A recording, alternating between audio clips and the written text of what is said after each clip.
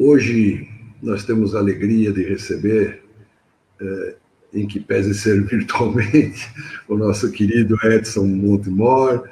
O Edson, para quem não conhece, ele é bacharel em Direito, ele é empresário, presidente do Centro Espírita Verdade e Luz, lá em Rio Claro, né?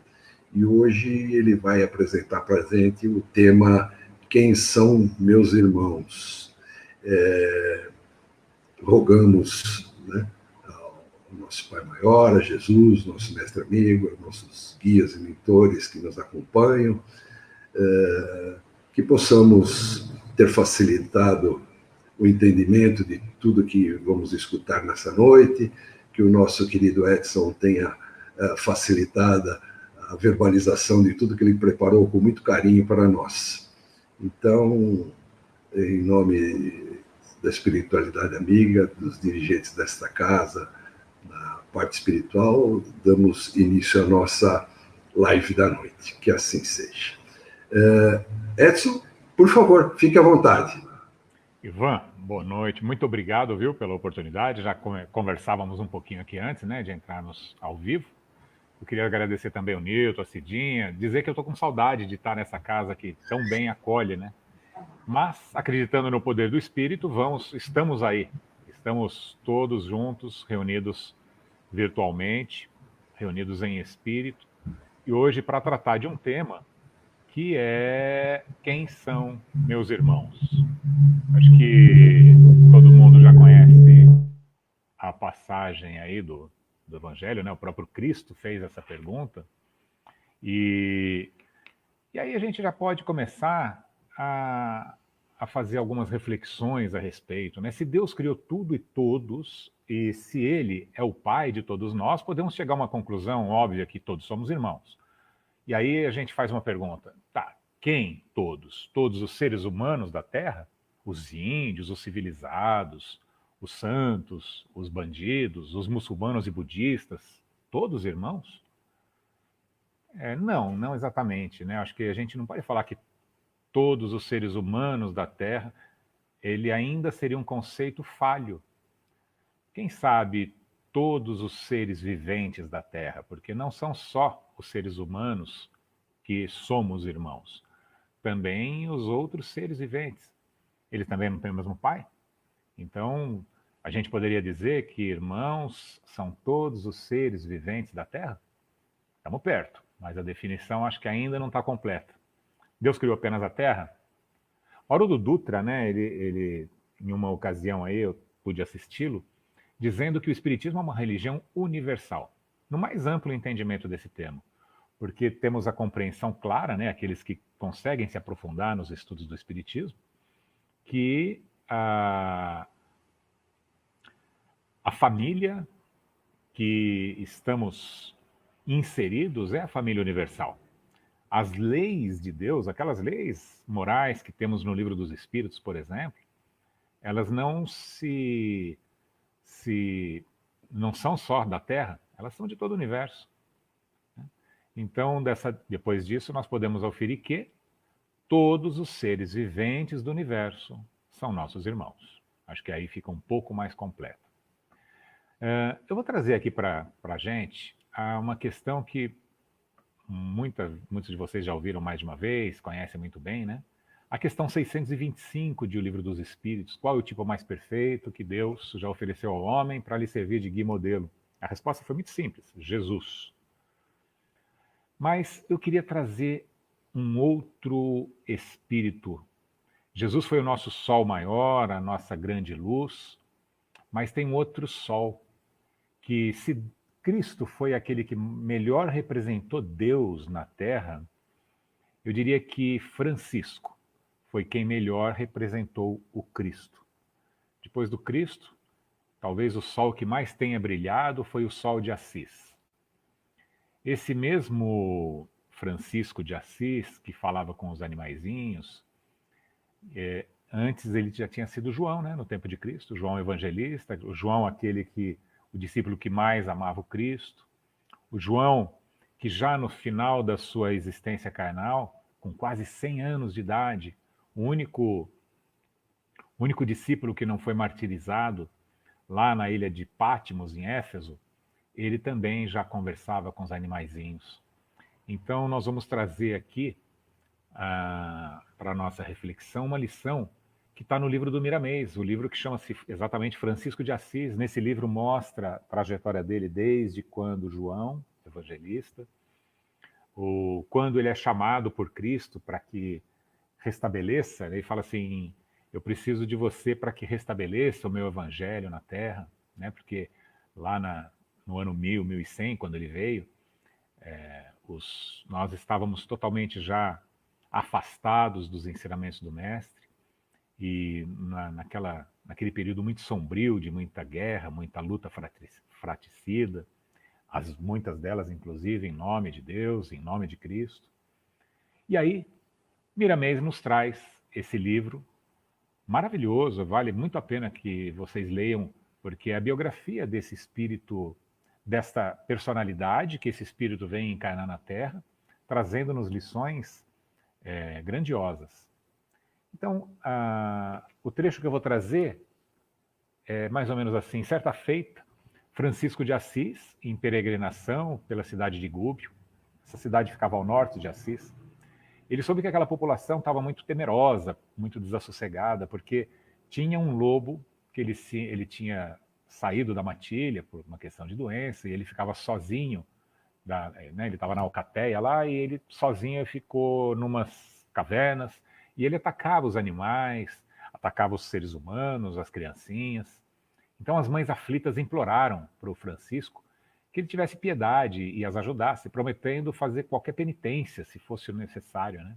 Francisco ouviu com paciência o apelo da população e prometeu fazer alguma coisa em benefício de todos. E pediu, e acho que aí eu preciso ler aqui, porque as palavras de Francisco, rogando ao Senhor, dizendo, meu Deus, meu Senhor, permite que eu te peça algo, talvez inoportuno, mas que está na alma do povo por onde estamos passando, e a quem queremos levar o evangelho do teu Filho e nosso Mestre, que nos pede alguma coisa que lhe possa trazer a paz e a tranquilidade física.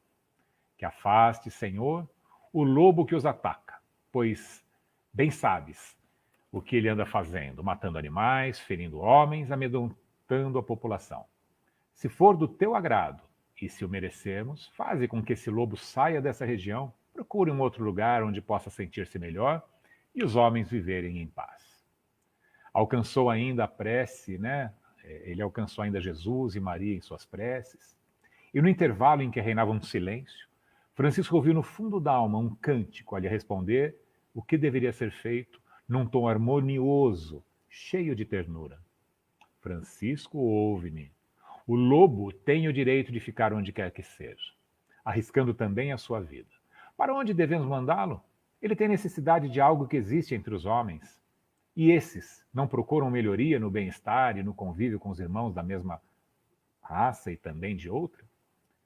E pois, um direito que assiste a quem vive, a qualquer criatura nascida de e por Deus.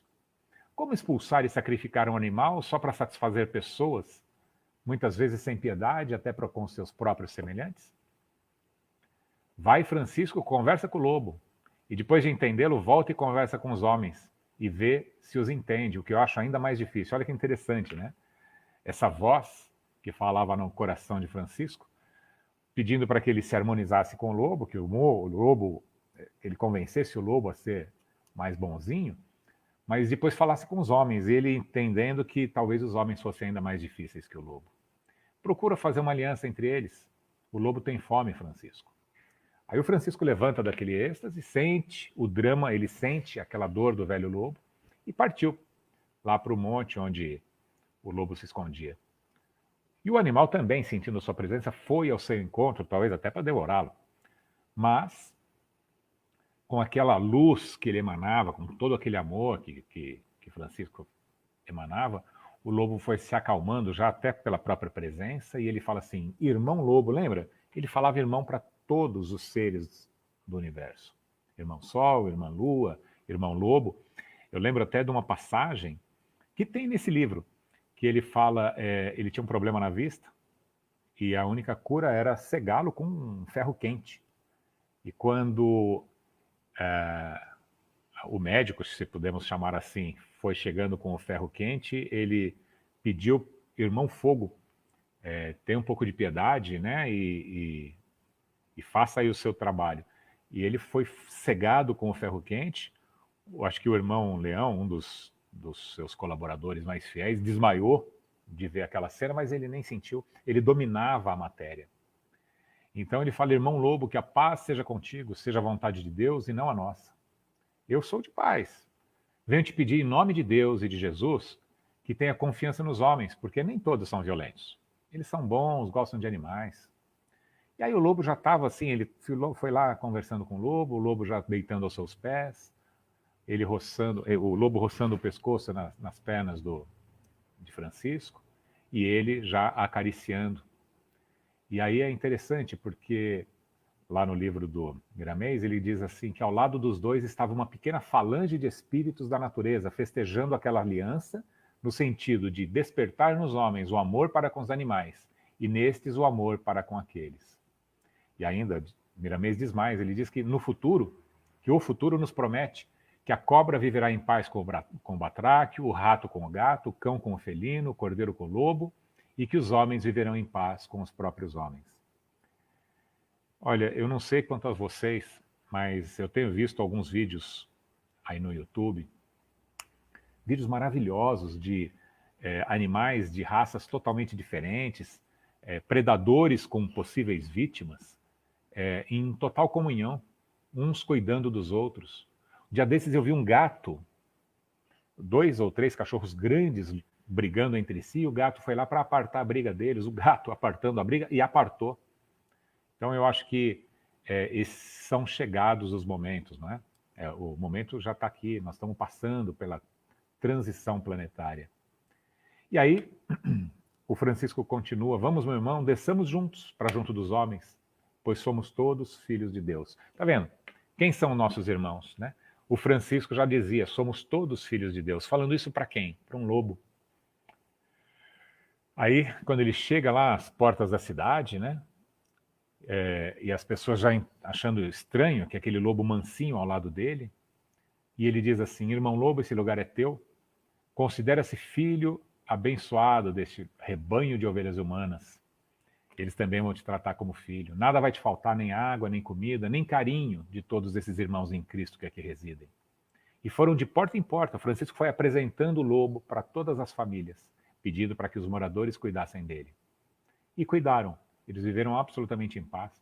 O Francisco ele ficou um pouco mais de tempo ali, até que ele se acostumasse, e depois ele continuou o seu labor, viajando de cidade em cidade. Até que um dia, o lobo ficou doente, e antes ficava de porta em porta, mas aí ele adoeceu, ficou num canto, os moradores continuaram levando comida para ele, até que numa madrugada escutou-se o lobo uivar, e por ver na sua retina um frade a convidá-lo para um passeio. Quando fez força para levantar-se, o fez, não com o corpo físico, levantou-se já no outro mundo, com o seu duplo etérico, o seu corpo espiritual, acompanhando o frade, mostrando pela cauda a alegria que estava sentindo no coração. E desapareceram no infinito os 2 filhos de Deus. Bom, eu acho que com isso nós já começamos a entender quem são meus irmãos, não é? Mas eu vou fazer uma pequena pausa aqui, agradecendo a presença de vocês. Eu estou vendo que nós temos a Juliana Cantarelli, a Raquel, Elisa, José Bonanome, Augusto, a Zilda, sempre nos acompanhando, né, Zilda? Uma boa noite, obrigado aqui por nos acompanhar. E eu gostaria de pedir para vocês que se manifestassem, fizessem perguntas, complementando o nosso raciocínio, para que a gente interagisse. Porque eu acho que assim a gente cresce junto, cresce melhor, aprende mais fácil, todos juntos. Então eu preciso da intervenção de vocês aqui, que acho que a gente vai trabalhar um pouco mais feliz, mais unidos. Nesse mesmo livro, o Miramês, num trechinho um pouco mais à frente, ele diz que ele estava na beira de um rio, um pescador viu Francisco e alguns dos seus seguidores juntos, os frades, e ele tinha acabado de pescar um peixe grande, e ofereceu para o Francisco. Francisco deu um beijo no peixe, que ainda estava vivo, pediu desculpas ao pescador, devolveu o peixe ao rio, dizendo: estou sem fome, vamos poupar a vida desse nosso irmãozinho. E lá mesmo, à beira do rio, começou a fazer a pregação do evangelho, juntou-se muita gente, o pescador, muitas pessoas, e de repente vem um cardume de peixes e também escutam a pregação de Francisco de Assis. Isso também já acontecia quando ele era João, lá na ilha, como mencionei antes. Então, acho que com isso nós compreendemos que todos os seres viventes são os nossos irmãos. Aquele que mais compreendia Jesus, né, ele já aceitava o fato de que todos esses seres tinham um pai comum. E Cristo também amava os animais, reconhecendo-os como os filhos ainda menores do Criador. E veio ao mundo ao lado deles, na estrebaria. E, aliás, falando em Cristo, podemos trazer então aquela passagem que está em Mateus 12, 46 a 50. Falava ainda Jesus à multidão quando sua mãe e seus irmãos chegaram do lado de fora querendo falar com ele. E alguém lhe disse: tua mãe e teus irmãos estão lá fora, querem falar contigo. Cristo olha e diz: quem é minha mãe e quem são meus irmãos? Pergunta. Estendendo a mão para os discípulos, disse: aqui estão minha mãe e meus irmãos, pois quem faz a vontade do meu Pai, que está nos céus, este é meu irmão, minha irmã e minha mãe. Jesus estava nos mostrando o sentido mais amplo da família. Não que ele estivesse negando a sua mãe e seus irmãos, muito longe disso. Claro que ele também os considerava como irmãos, como considerava até o menor dos animaizinhos, dos seres viventes.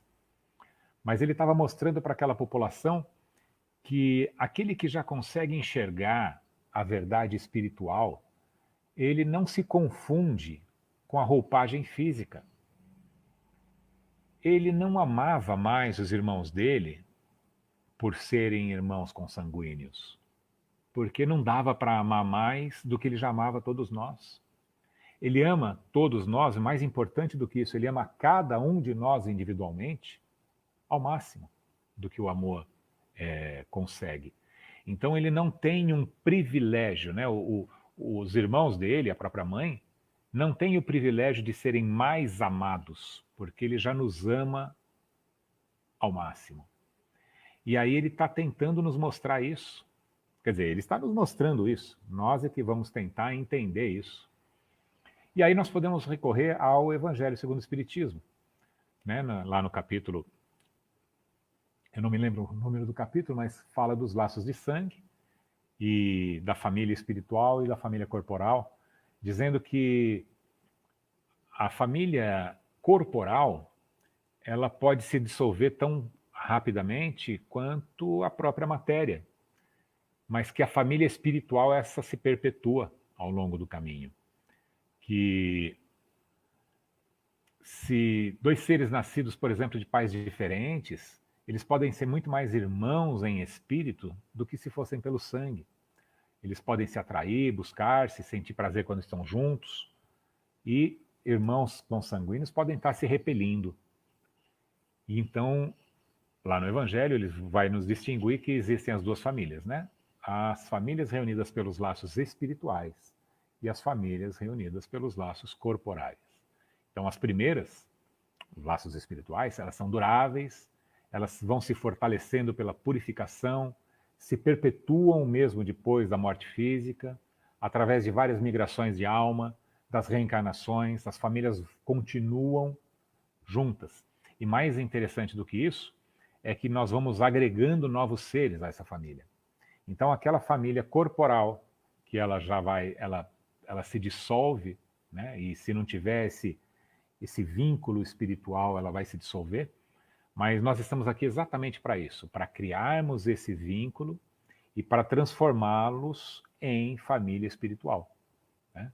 Nós vamos começar agora, vamos chamar aqui que seria a fase Emmanuel, trazer o nosso benfeitor Emmanuel aqui para as nossas considerações. Mas antes disso, vamos lá. Augusto Donizete nos trouxe no sentido figurado essa pré-contenda entre homem e lobo assemelhe-se também aos nossos inimigos? Sim, aos nossos inimigos, tanto os externos quanto os internos. Nós devemos fazer, Augusto, a paz com os nossos lobos interiores, né? Tem aquela passagem do velho índio conversando com o seu neto, dizendo que no nosso coração temos dois lobos, um lobo bom e um lobo mau, que eles estão em constante luta. E aí o menininho, de olhos arregalados, pergunta para o avô, e quem que vai ganhar essa batalha? E o avô diz, aquele que você alimentar mais, aquele que estiver mais forte. Então, alimentemos o nosso lobo bom, porque aí ele ganha essa luta contra as nossas trevas, né? Alimentemos o nosso lado luz para que ilumine, não que dissolva no sentido de morte, mas que ele ilumine o nosso lado sombra, para que nós reconheçamos os sentimentos. Olá, Ivan. Olá, olá. Opa, deu uma microfonia lá. Tá me escutando bem? Eu estou escutando. Eu preciso diminuir o som. Eu tenho uma pergunta aqui da Cidinha. Ela pergunta, fala, Jesus não se refere ao pai, somente à mãe e os irmãos. Por quê? É verdade. José, ele foi um ser, um espírito muito humilde no sentido, como um Chico Xavier, por exemplo, né? Que ele teve uma fundamental importância na vida do Cristo, mas ele é como se tivesse aquele grande trabalhador dos bastidores. De fato, ele é um espírito que muito pouco se fala. E nessa passagem em particular, ele não fala dele porque ele não estava lá, né? Quem estava lá era a mãe e os irmãos. Mas, de fato, nos evangelhos, em todos os lugares, não se menciona praticamente José. Eu realmente não tenho uma resposta mais completa, a não ser que seria trazer talvez um pouco de... talvez não tivesse um ensinamento mais profundo, então ele fica afastado. Realmente, Cidinha, vamos fazer essa pergunta juntos aí um pouco mais para frente para os universitários e responder. Mas nesse momento ele não estava lá, né? Por isso que não foi comentado. Mas José foi um espírito, eu já escutei de alguém, mas eu não me recordo, acredito que Arthur Valadares falando dele, um espírito muito nobre e que foi muito importante na formação do ser material, né? Que estava ali do Jesus. Jesus, ele trabalhou naquela carpintaria, né? Vamos lembrar disso. Então ele seguiu os passos do pai. Então, mas de fato eu não sei por que ele não é mais mencionado aí nas histórias. Então o lobo bom deve ganhar, não é? E aí nós voltamos, como eu estava falando, que a gente ia começar a trazer o Emmanuel para as nossas reflexões. E aí, com relação a o Evangelho segundo o Espiritismo que acabamos de trazer, o Emmanuel traz no Caminho, Verdade e Vida, no capítulo 62, chama-se Parentela, e ele faz uma distinção, né? Quem já conhece esses livros do Emmanuel, sabe que ele pega lá um versículo e ele, por uma página e meia, ele faz algumas reflexões sobre aquele versículo. E nesse item Parentela, ele diz exatamente o seguinte, que a família não seria a parentela, mas a parentela converter-se-ia mais tarde nas santas expressões da família. O que ele quis dizer com isso? Ele fala que a parentela é a nossa família material, a família dos laços sanguíneos, corpóreo. Mas, então, parentela é o ajuntamento daquelas pessoas, materialmente falando. Família já é, então, o ajuntamento de seres afins, é uma família espiritual que já está comungando dos mesmos sentimentos, estão no mesmo nível de compreensão e já se amam em espírito. Então, e ele fala, a família não seria parentela, né? Mas a parentela vai ser família mais tarde, nas expressões da família universal. E é isso que é muito bonito, porque aquilo que nós dissemos antes, se nós temos uma família espiritual muito pequena ainda, né? Somos muito jovens em espírito, não conseguimos essa conquista, porque isso é uma conquista de nós espíritos, nós vamos reencarnando e se tudo der certo, nós vamos aumentando a nossa família espiritual. Vamos trazer aqui o exemplo do Sigismundo. O Sigismundo, quem se lembra do Missionários da Luz, deixa eu só ver aqui, desculpa se temos algum comentário a mais. A Zilda, José era pai de Jesus, porque quando Maria engravidou, foi do Espírito Santo. Assim, uma pergunta, José era o pai de criação de Jesus? Não. Zilda, não foi do Espírito Santo. O pai é o José, ele não é pai de criação, não. Ele é o pai, fisicamente falando, ele é o pai de Jesus, viu? Mas voltando ao Missionários da Luz, a encarnação de Segismundo, vamos lembrar que o Segismundo, numa outra vida, havia matado o Adelino, porque ele amava, não dá para usar essa palavra, ele estava apaixonado pela Raquel, né? Ou estava naquele amor ainda muito doentio, a ponto de cometer um crime. E depois disso, Raquel e Adelino, eles, depois de terem passado um tempo lá no umbral, por terem sofrido bastante, o próprio Segismundo também, esses dois encarnam. O Segismundo já era um trabalhador em nosso lar, já muito querido, um bom trabalhador, mas tinha esse débito do passado a ser resgatado. E quando Adelino e Raquel, eles reencarnam, o projeto reencarnatório dessa família, que ainda vamos chamar de parentela, era trazer ao seio dessa família o Segismundo. Para quê? Para que essas almas reajustassem os seus sentimentos. Para que o Segismundo amasse verdadeiramente a Raquel. Um amor mais sublime, um amor filial, que ele tivesse aquele amor respeitoso por aquele espírito. E não apenas aquela volúpia da paixão da carne que ele teve com a Raquel da outra vida. E aí nós podemos ter dois cenários, né? O Missionários não diz como que acaba essa história. Mas vamos falar que a história deu errado. Ainda, porque nunca a história dá errado. No fim vai dar tudo certo. Se não deu certo ainda é porque não chegou no fim. Porque eles vão ter outras oportunidades de reajuste. Mas vamos dizer que nessa vida, a Raquel poderia ter abortado. Não foi o caso. O Adelino, que estava meio reticente lá de recebê-lo como filho, pode ter sido um pai ausente, pode ter abandonado a família por não ter conseguido conviver com as vibrações daquele espírito que foi seu algoz no passado, ter desmanchado a família, ter se separado, ter ido para longe. Como eu disse, eles não conseguiram criar uma família espiritual nessa vida, foi só uma parentela que se dissolveu, mas no futuro eles vão se reencontrar até que se tornem uma família. E aí olha que interessante, né? O Segismundo não consegue se fazer de família com o Adelino nessa vida, mas consegue com uma outra pessoa. Numa terceira vida ele vai e consegue um pouco mais. Lá na quarta ele consegue inclusive com o Adelino. Então a família espiritual vai aumentando. Até que chega um momento, como chegou o Cristo, que a família espiritual dele somos todos nós. Então, esse exemplo do Segismundo acho que é interessante. Então, e aí ele me traz aqui uma lembrança da pergunta 383 do Livro dos Espíritos, que qual para a finalidade da gente passar pelo estado de infância.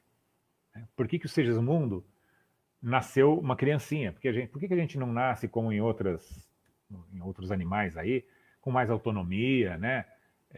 O ser humano é um dos que tem menos autonomia ao nascer, se não o mais dependente. E aí os espíritos respondem que, encarnando com o objetivo de se aperfeiçoar, o espírito durante esse período é mais acessível às impressões que recebe, capazes de lhe auxiliarem o adiantamento para o que devem contribuir os incumbidos de educá-los. Então, vamos lá. Imagine que Segismundo não nascesse uma criancinha frágil. Seria mais difícil para o Adelino recebê-lo nos braços. Mas quando a gente vê aquele recém-nascido, é quase impossível a gente não trazê-lo, não querer cuidar daquele ser e assim. E aí aqueles sentimentos do passado, eles vão se transformando. Mas eu queria trazer aqui para a nossa reflexão esse finalzinho da resposta da pergunta 383 do Livro dos Espíritos. Os incumbidos de educá-lo. E quem são os incumbidos de educá-lo? E aí a resposta vai estar num livro que também recomendo muito, que se chama Religião dos Espíritos. Religião dos Espíritos é um livro escrito, psicografia de Emmanuel por Chico Xavier, que ele comenta exatamente as questões do Livro dos Espíritos, não todas, né? No Livro dos Espíritos nós temos 1019 perguntas e respostas. E nesse livro, Religião dos Espíritos, deve ter umas 90, 100, acho que é 90 e alguma coisa. Mas algumas das perguntas, elas são desdobradas nesse livro por Emmanuel. O Ivani, vamos ver, a Ivani está nos trazendo aqui alguma informação. Somos todos irmãos, segundo Jesus, porque a humanidade se revolta uns com os outros, existindo até guerra, matando seus irmãos inocentes. Como explica isso? Ivani, nós explicamos isso em casa. Por ciúme, por inveja, né? Eles querem a atenção do pai e por imaturidade. Né? As crianças fazem isso por imaturidade, ou por egoísmo. Então, somos realmente todos irmãos, mas ainda não nos damos conta disso. Nós vamos aqui, ao longo da nossa conversa, nós vamos ver quem realmente são os nossos irmãos, e aí nós vamos fazer uma reflexão interna para saber se nós entendemos de verdade isso. Logo lá no começo, a gente estava falando que nós somos todos irmãos, todos os seres viventes do universo. Se chegar um marcianinho aqui hoje, como que você vai tratá-lo?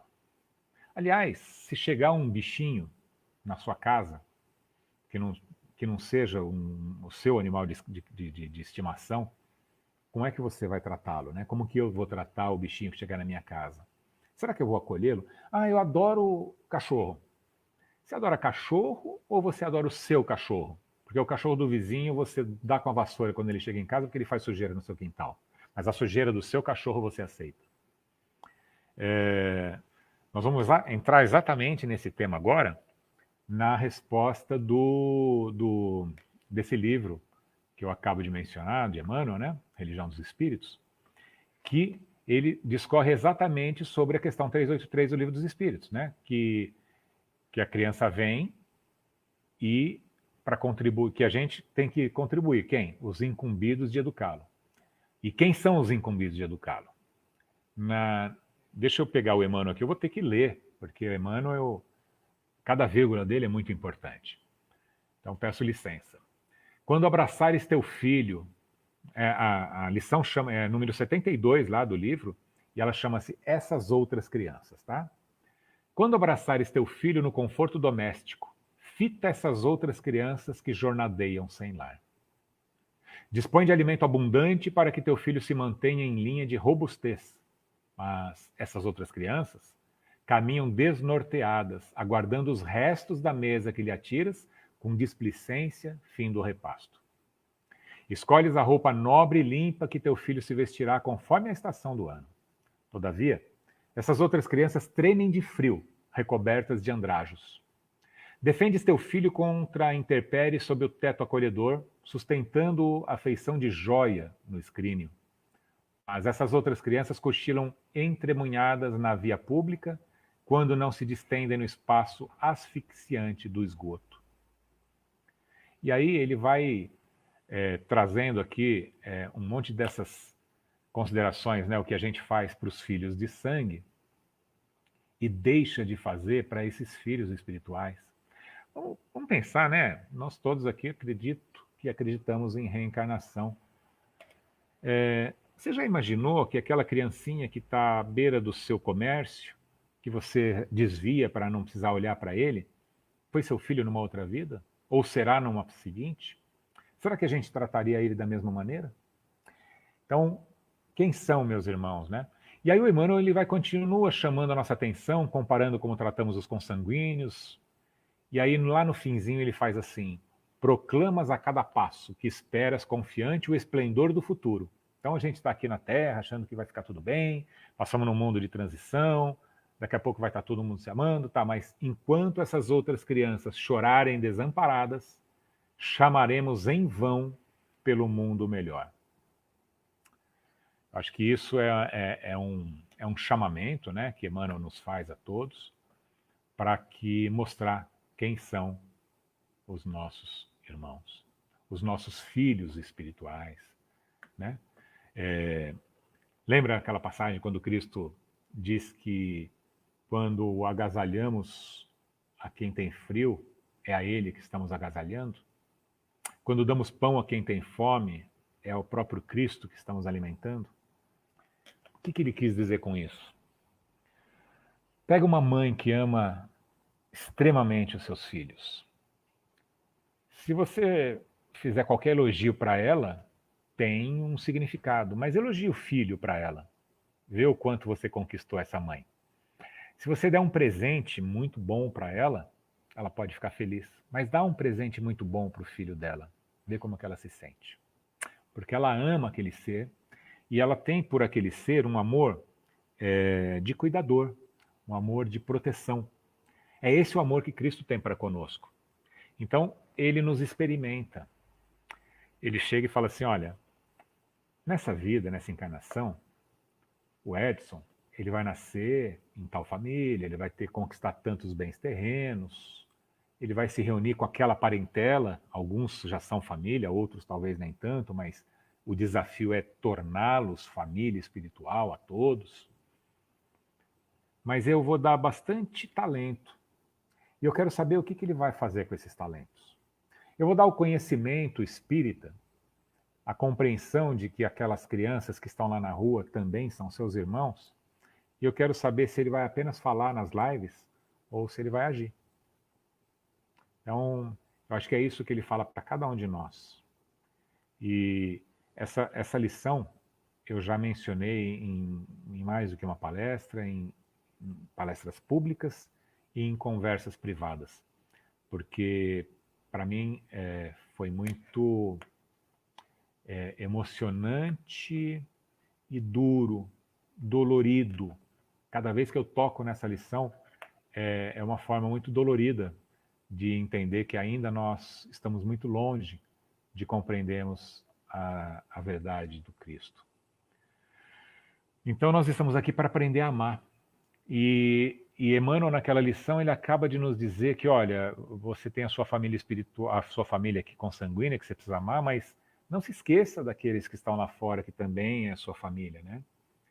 E se por um lado nós fazemos pelos nossos, deixando os outros de lado, muitas vezes fazemos exatamente o contrário disso.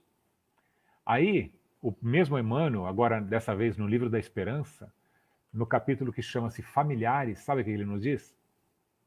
Nada difícil suportar o agressor desconhecido que raramente conseguimos rever. Então, uma briga de trânsito, a gente vai lá, pode xingar, tal, depois a gente consegue desculpar, a gente não fica vendo ele todo dia, não é? Nenhum sacrifício em amparar o doente largado na rua a quem não nos vinculamos com um compromisso direto. A gente ainda se faz de bonzinho, a gente fica orgulhoso de ser um cristão bondoso, mas aí lá no fim ele também... Aí ele fala sobre muitas coisas assim, que é fácil fazer a caridade lá fora. Em casa, porém, somos constrangidos ao exercício da assistência constante. E é aí, no reduto doméstico, por trás das paredes que nos isolam do aplauso público, que a vidência divina nos experimenta, que a providência, né, divina nos experimenta a madureza tal ou o proveito dos bons conselhos que ministramos. Então, olha que situação que a espiritualidade superior nos coloca. Olha, você precisa amar os seus parentes. Olha, mas os seus parentes não são só aqueles da sua casa. Você precisa cuidar também daqueles lá de fora. Olha, mas não adianta cuidar lá de fora sem olhar para os daqui. Então, nosso trabalho, né, a quem muito foi dado, muito será pedido pela nossa própria consciência. Né? Tem gente que diz santa ignorância, né? Porque quando somos ignorantes, nós temos menos responsabilidades, não é? Mas aí o Emmanuel reforça nessas lições, ele fala assim, anseias por encargos sublimes, queres a convivência das entidades superiores, sonhas com posse de dons luminescentes, suspira pela ascensão espiritual? né? Quando a gente faz os benefícios lá fora, a gente está buscando tudo isso. Contempla, no entanto, o espaço estreito que serve de moradia e lembra-te da criança na escola. Em cada companheiro que partilha a consanguinidade, tem um livro de lições que às vezes nos detém o passo por tempo enorme no esforço da repetência. Olha, cada ser da nossa casa é um livro de lições que a gente tem que estudar e passar de ano. Mas como a gente não aprende aquela lição de uma vez, nos detém o passo por tempo enorme no esforço da repetência, ou seja, precisaremos reencarnar 1, 2, 3, X vezes até aprendermos aquilo. Cada um deles nos impele a desenvolver determinadas virtudes. Num a paciência, no outro a lealdade, o equilíbrio, a abnegação, em alguns a firmeza e a brandura. Emmanuel nos alerta ainda que, a pretexto de auxiliar a humanidade, não fujas do cadinho fervente das lutas em que a vida te colocou sob o telhado em que respiras. Então, isso cabe a todos nós, viu? Eu vou trazer você para isso também, né? Que preside a casa aí, trabalha, é um bom trabalhador. Sob o pretexto de fazermos esse trabalho, que é necessário que se faça, eu também faço aqui na nossa casa, nós não podemos descuidar dessas lições que estão no nosso teto. Vamos ver, a Elisa, e quanto há divergências entre pai e filhos, nessa encarnação estando quitando alguns débitos, porém é ainda difícil o entendimento, é extremamente gritante as diferenças. Sermos irmãos em família é doído, e a tarefa ser ponte quando as forças são maiores que a nossa vontade de aceitar. Então, quando é doído e a tarefa de ser ponte, ou ser forte, não sei, quando as forças são maiores do que a nossa vontade de aceitar. Então, Elisa, nós precisamos fortalecer essa vontade. É isso, a gente fortalece essa vontade exatamente falando disso, lembrando que Cristo fez isso conosco. Uma das lições do Emmanuel, ele nos fala o seguinte: quando você não tiver muita paciência, muita tolerância com os erros daquele que está próximo de você, e você tiver a ponto de querer brigar, de xingar, de sair, de desistir, lembra da paciência que os espíritos superiores têm tido conosco esse tempo todo. E a melhor forma de agradecer a paciência que eles têm com os nossos erros não é agradecendo a eles, falar, obrigado, Senhor, pela paciência que tem com meus erros. Não. Lembra daquela parábola do devedor? Que ele vai até o credor e pede perdão pela dívida, e o Senhor o perdoa. Só que quando ele sai de lá, e ele perdoa, é uma dívida grande, e o Senhor o perdoa. Ele sai de lá e tinha um devedor que devia pouquinho para ele. E ele vai lá, esgana o cara e pede que pague aquela dívida. O Senhor, sabendo disso, chama novamente e o cobra. Então, quando nós recebemos o benefício do perdão, nós precisamos necessariamente perdoar. Quando nós recebemos o benefício da paciência em relação aos nossos erros, nós precisamos também transmitir isso àqueles que estão próximos de nós. Eu não estou falando, Elisa, que eu já consigo fazer isso. Nós estamos todos no caminho. E vai se reconhecer o verdadeiro espírita, não é pela sua plenitude, né, pela sua perfeição, mas pelo esforço que ele faz para se tornar um ser melhor. Então, se você conseguir um pouquinho cada dia, bem pouquinho, de paciência a mais, de perseverança, de compaixão com os erros alheios, você já pode se considerar uma boa espírita, né? Então, nós tínhamos falado ali que, no Emmanuel, naquela lição, ele nos diz que cada membro da família é um livro, né? E aí tem outra lição do próprio Emmanuel. Esse Emmanuel, ele assim, nós temos que agradecer demais. Imagina, Cristo nos traz a Ele mesmo, né? Mas nos traz tantos outros espíritos para iluminar o nosso caminho, que nós não podemos mais alegar ignorância, alegar que estamos na escuridão. Os holofotes estão todos aí nos mostrando o caminho. É que nós estamos de olhos fechados. Naquele livro que eu mencionei, Religião dos Espíritos, né, que ele fala sobre as questões do Livro dos Espíritos, no outro capítulo, 81, o título sabe o que é? Professores Diferentes. E ele vai nos mostrando que a nossa família são professores. E aqueles que são os mais difíceis, viu, Elisa, que você menciona, são os nossos melhores professores. Então vamos ver o que o Emmanuel fala disso para a gente, onde nos mostra que os parentes mais difíceis são os nossos grandes professores. Entre familiares e amigos encontras na terra a oficina do teu burilamento. Prossegues assim junto deles, como quem respira ao pé de múltiplos instrutores no Instituto de Ensino. Você sabe o que é esse respira ao pé? Né? Por exemplo, Paulo de Tarso, o Saulo, né? Ele esteve ao pé de Gamaliel. Quando essa frase, ao pé de, é quando você tem o mestre e você está lá aprendendo, você é o aprendiz. Então olha como ele fala, como ele menciona os parentes difíceis. Prossegue junto deles como quem respira ao pé de múltiplos instrutores no Instituto de Ensino. Muitos reclamam trabalho, lecionando-te a paciência, enquanto outros te ferem a sensibilidade, diplomando-te no sacrifício. Então, aquele que está te ferindo a sensibilidade, ele está te ensinando o sacrifício. Aí a gente fala de novo, né? Fala assim, nossa, eu não aguento essa pessoa. Isso, e os primeiros cristãos aguentavam ser comidos pelos leões.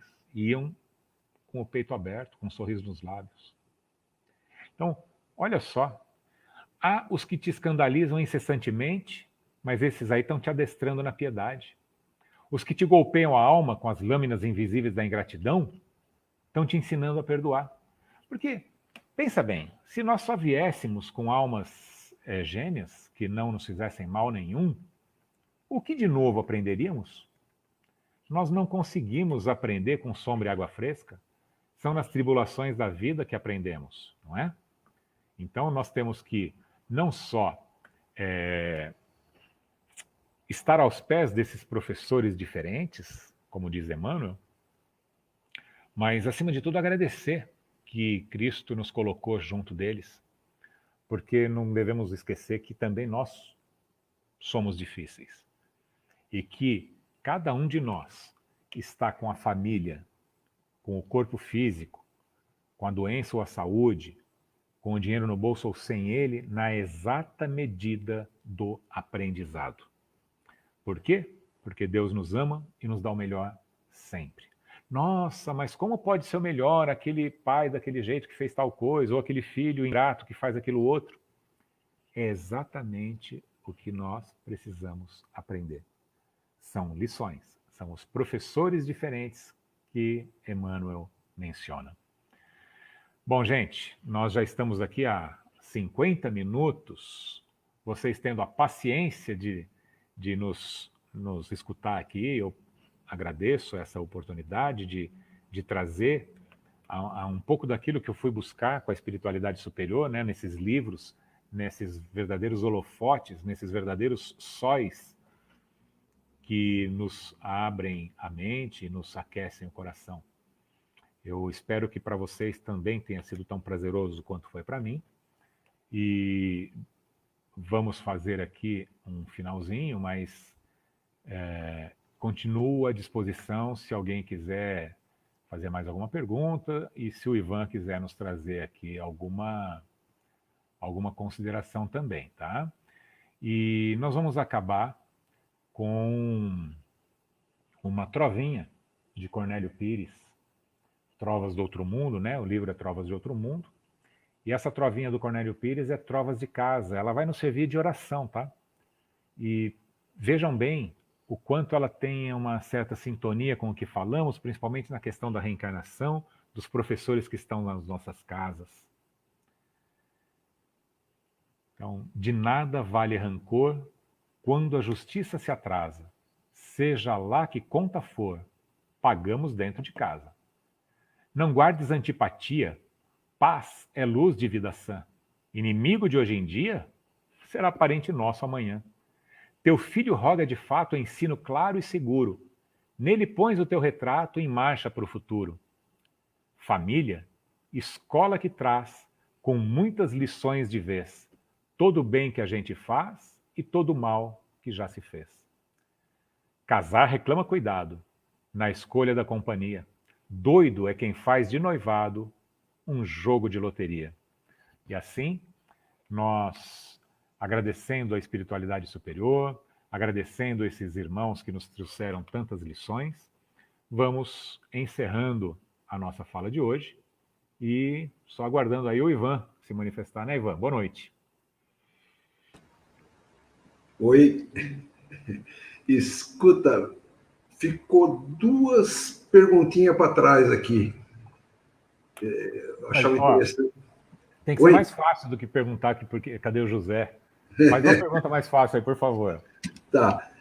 O Augusto Donizete, ele pergunta, no sentido figurado, esta pré-contenda entre homem e lobo assemelha-se também aos nossos inimigos? Ivan, essa eu respondi assim que ele falou. Eu disse até da briga dos dois lobos no nosso coração. Sim, ela é uma luta, esse é um sentido figurado, sim. É um caso verídico também, viu? Eu não tinha mencionado isso. Isso aconteceu de fato na vida do Francisco. Ele apaziguou o lobo e apaziguou aquela aldeia. Não era só uma situação figurada, não, mas sim, podemos entender como uma lição transcendental dos lobos que nos afligem, principalmente os interiores. Tá. Tem uma outra aqui da Ivani, que inclusive está presente aqui. Somos todos irmãos segundo Jesus. Por que a humanidade se revolta uns com os outros, existindo até a guerra, matando seus irmãos inocentes? Como explica isso? Imaturidade espiritual. Explico isso pelo nosso egoísmo, por não nos acreditar realmente filhos de Deus, por não termos consciência de que somos luz, porque se soubéssemos, é assim, ó, nós temos como filhos de Deus, como filhos da luz, como luz que somos, deuses que somos, nós temos como patrimônio, né, como herança, todo o universo, todo o amor, toda a beleza está à nossa disposição. Porém, na nossa pequenez ainda, porque nós não nos reconhecemos assim, então nós nos reconhecemos só essa carne e osso, esse olhar muito estreito do dia a dia, do hoje apenas, então nós ficamos brigando por migalhas. Eu poderia trazer alguma figuração do tipo, dois cachorros brigando aqui pela comida que está caindo no chão aqui, eles se matando por um pedacinho desse tamanho de carne, mas a gente tinha deixado ali um boi inteiro para cada um deles comer. Eles não percebem aquilo e ficam brigando por essas migalhas. Somos assim. Nós temos toda a luz, todo o amor do Cristo e a gente fica brigando por coisinha à toa. Então, é total imaturidade. Um dia a gente vai cessar com isso. Já estivemos pior, viu? Isilda, né? Como que é? Ivani. Ivani.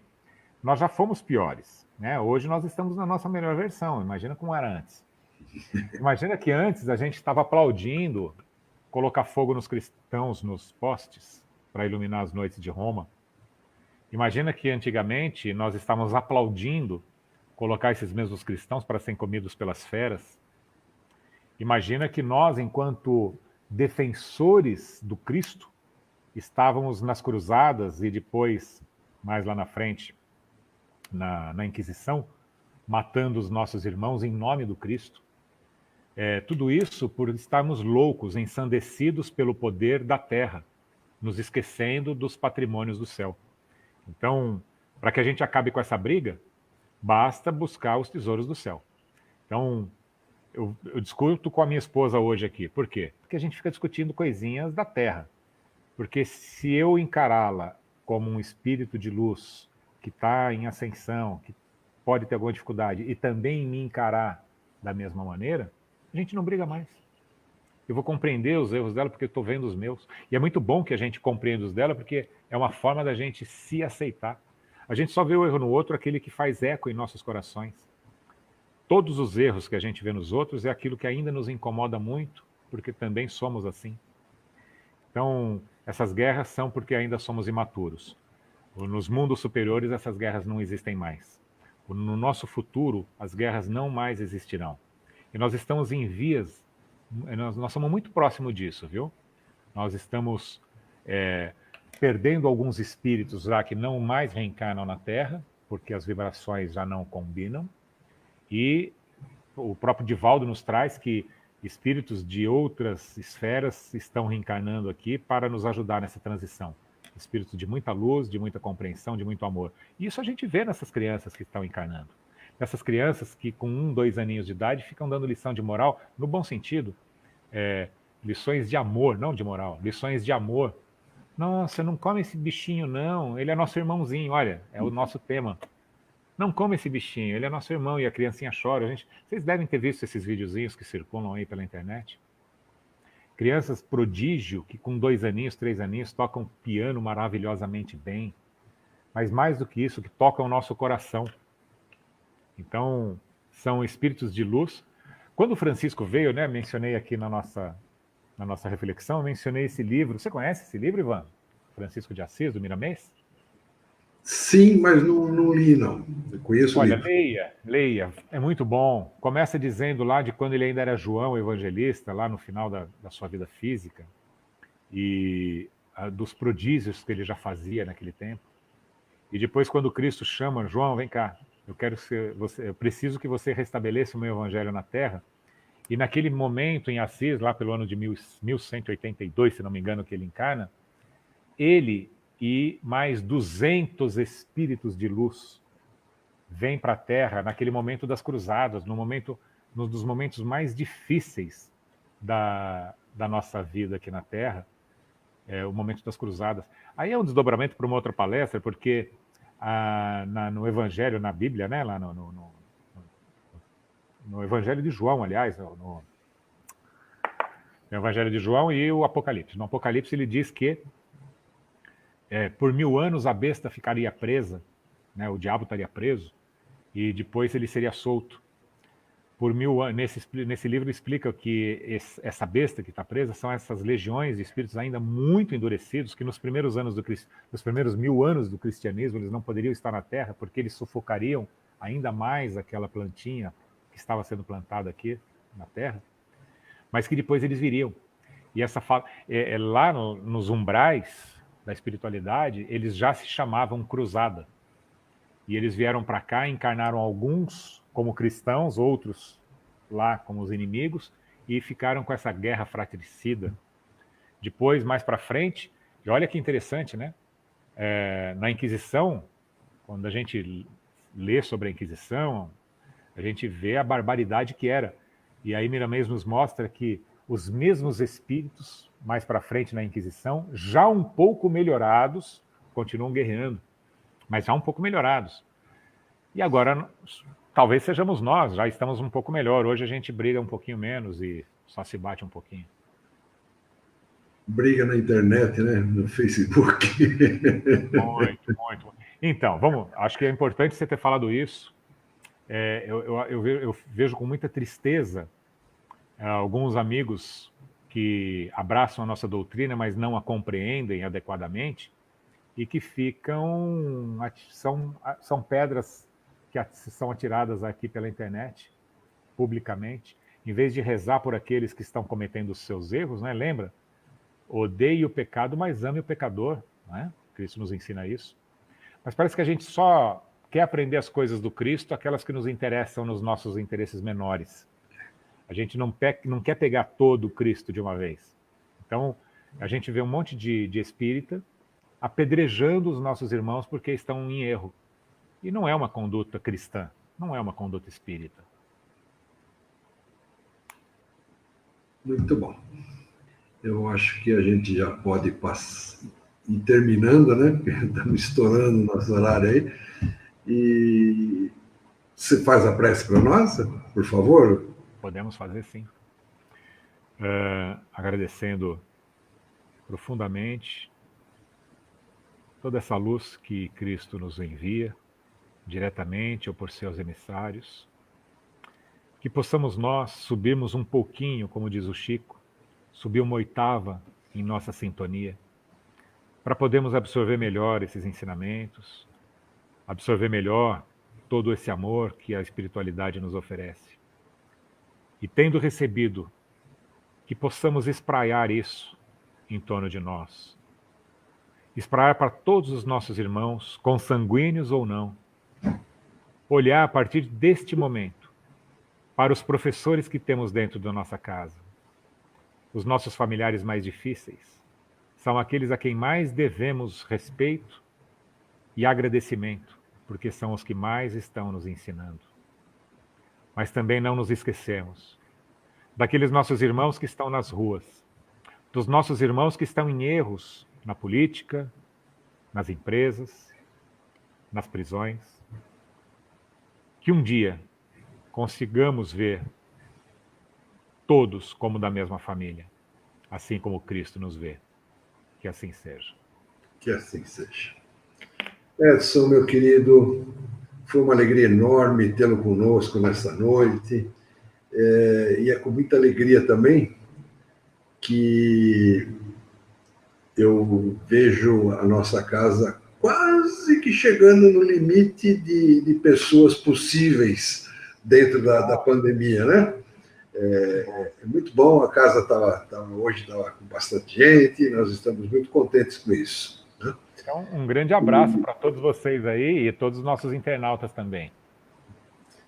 Então, muito obrigado, um abração, de coração que eu agradeço e espero que em breve você esteja conosco aqui, né? Vamos torcer para logo a gente estar junto aqui, trocando umas ideias, falando a respeito da doutrina, adquirindo conhecimento, que é sempre bom, né? A gente sempre tem a aprender uns com os outros. É isso mesmo.